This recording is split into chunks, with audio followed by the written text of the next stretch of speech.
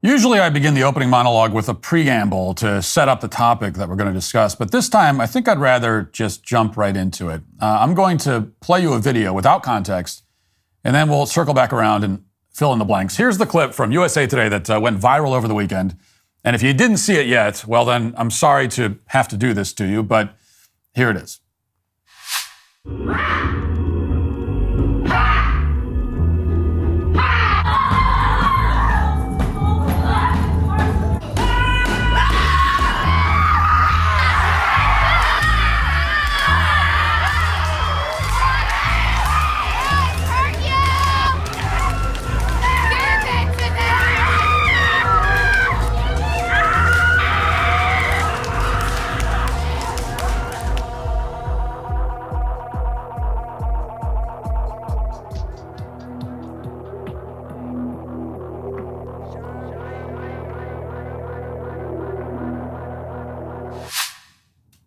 Now, if you're watching the video podcast on Daily Wire, YouTube, Rumble, or Twitter, you're probably pretty confused.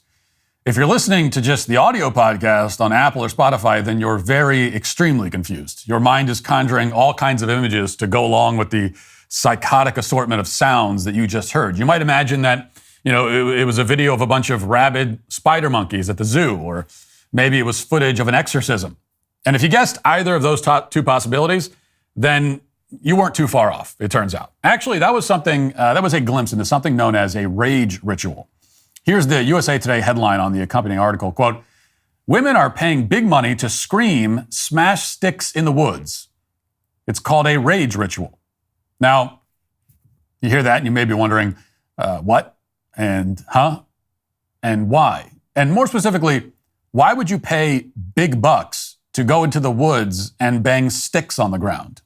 If ever there was an activity that you could do for free, wouldn't that be it? Unfortunately, no satisfactory answer to any of those questions will be provided, but we'll read on anyway. Quote, "Kimberly Helmus still gets chills thinking about her first rage ritual. 2.5 years ago, after her divorce, the cybersecurity engineer embarked on a retreat to Scotland with Maya Banducci, an author and self-described spiritual fairy godmother, better known online as Mia Magic. As part of the retreat, Banducci held a rage ritual, a ceremony in which participants scream and beat large sticks on the ground in the woods. Participants are encouraged to think of people and experiences that have wronged them and to scream and swing the sticks for at least 20 minutes or until they can no longer move their arms. Rage rituals have garnered attention on TikTok, where they have resonated, particularly with women. In comments, women describe how moving it is to see other women embody their anger. And emotion experts say society often discourages women from expressing, quote, "There's no place where you can see women be able to be angry like that and it not be condemned," Helma says. "She's just hormonal. She's just unhinged. She's just crazy. She's just on her period. She's just whatever." This was a place where you were, probably for the first time in a really, really long time, if ever, able to scream out loud things about how you felt. Now, that's true. In polite society, you are not encouraged to roll around on the ground screaming at the top of your lungs. That is a temper tantrum, and we try our best to prevent 3-year-olds from engaging in temper tantrums. An adult having a temper tantrum is and should be viewed with bewilderment and disdain. Do these people actually think otherwise? Do they really think that it would be better if adults were encouraged to have psychotic screaming spasms of rage in public in front of people who did not sign up for the opportunity to witness such a spectacle? How do they think we should react if we were just walking down maybe the sidewalk in the park one day and we saw a woman with a stick just beating it and screaming? How are we meant to react to that? Well, we'll return to that point in a moment, but here's one more quick passage from the USA Today piece. Quote, "Banducci has led rage rituals for several years and began doing them first for herself, then for friends, and eventually as part of her days-long retreats, which include other activities and can range in price from around $2,000 to $4,000. Her one-day version, she says, costs $222 per ticket.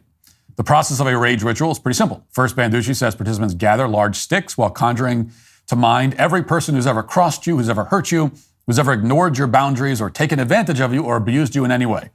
After some warm-up breaths, the screaming and swinging begins. The ritual is held in the woods so participants can make noise without fear of bothering people nearby. Banducci isn't the only person who leads events dealing with rage. Secret Sanctuary will host a Sacred Rage ceremony in Alberta, Canada in July. And Jessica Ricchetti, an author and self-proclaimed mystic, will host a Sacred Rage women's retreat in North Carolina in June. Quote, when people do this and give themselves permission to release their anger, their capacity for joy actually expands. They're able to feel more happiness and pleasure, and they go home to their families with more gratitude and ease and peace.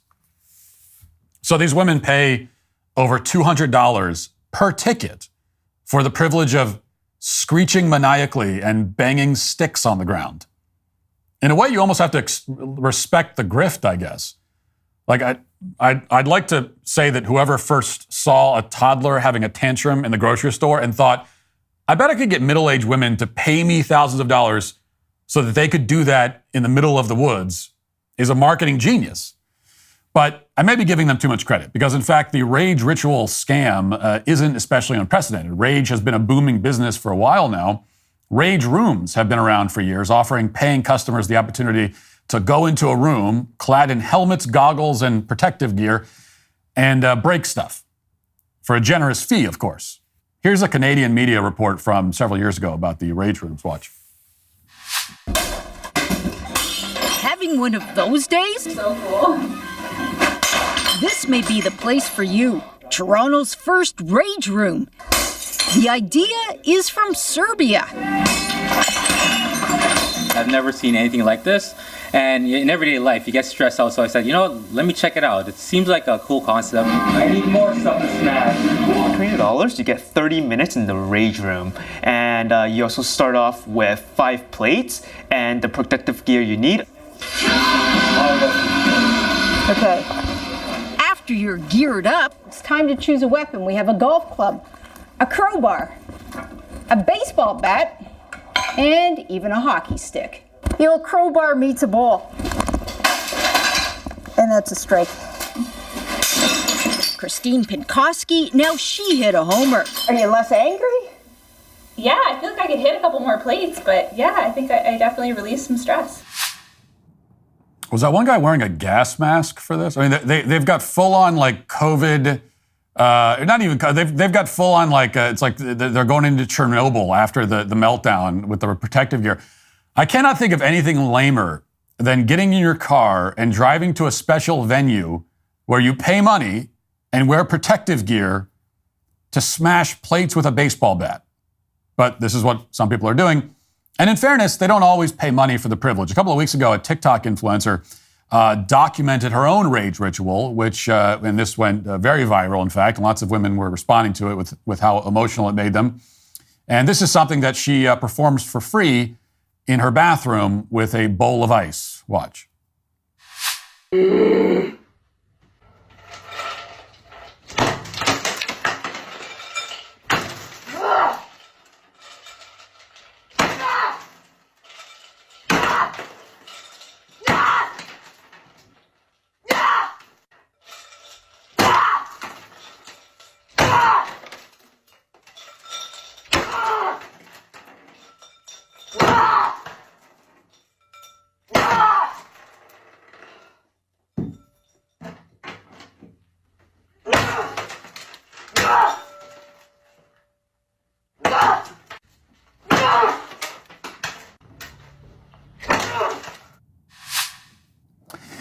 Daddy, the ice tray's empty and Mommy is screaming in the bathroom. Well, yes, son, she's doing it again. Mommy's just a bit mentally unbalanced. Nothing to worry about. Now, we've mostly seen examples so far of women having allegedly therapeutic tantrums, and I should mention that tragically, this is not a trend relegated only to the female sex. Indeed, there are many workshops available for men who wish to get in touch with their feelings by paying hundreds of dollars to humiliate themselves in this fashion. Here's just one.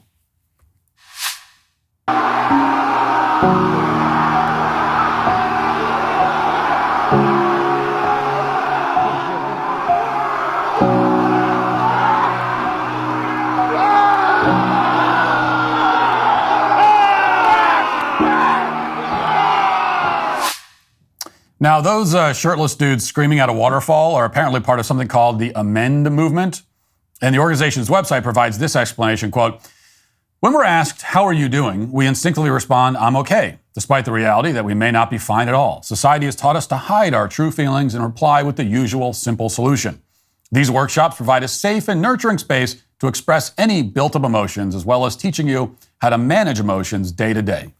Now, as a man myself, I can say that the last thing in the world that I'm looking for is a safe and nurturing space to express my built-up emotions. That sounds like a nightmare. I can honestly say that I would rather be drowned in that river than gather there with a bunch of men to get in touch with my emotions or whatever.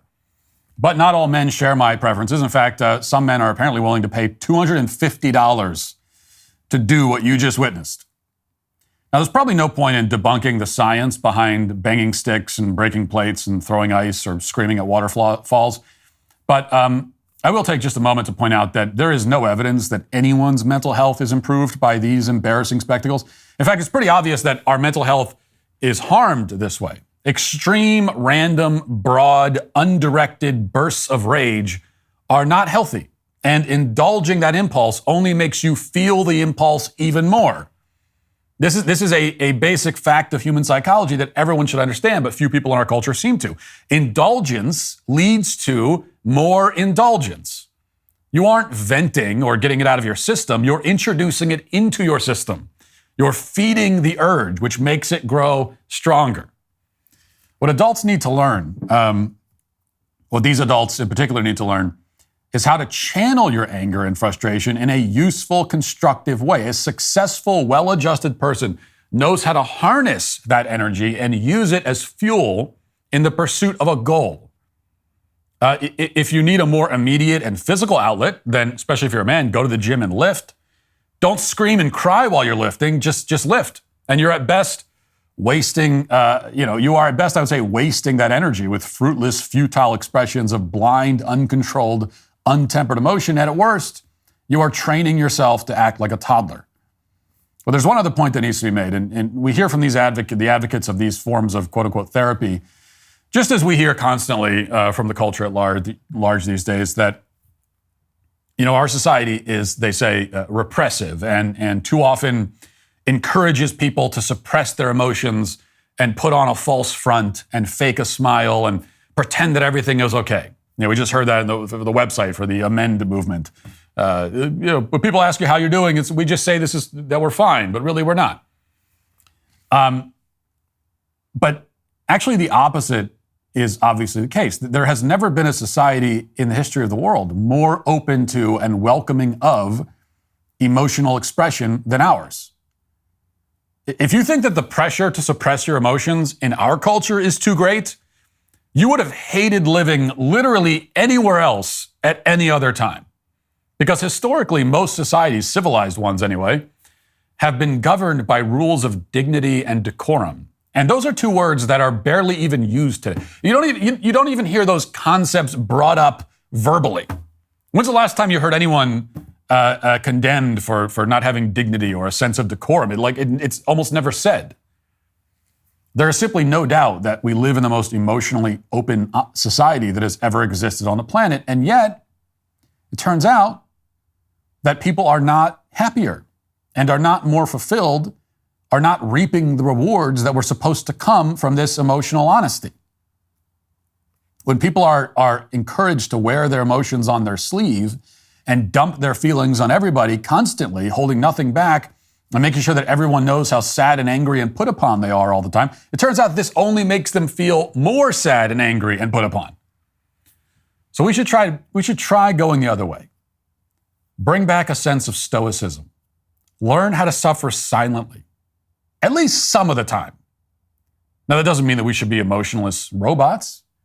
It does mean that we should get in the habit of shouldering our burdens with poise and dignity and strength, control our emotions rather than allowing them to control us.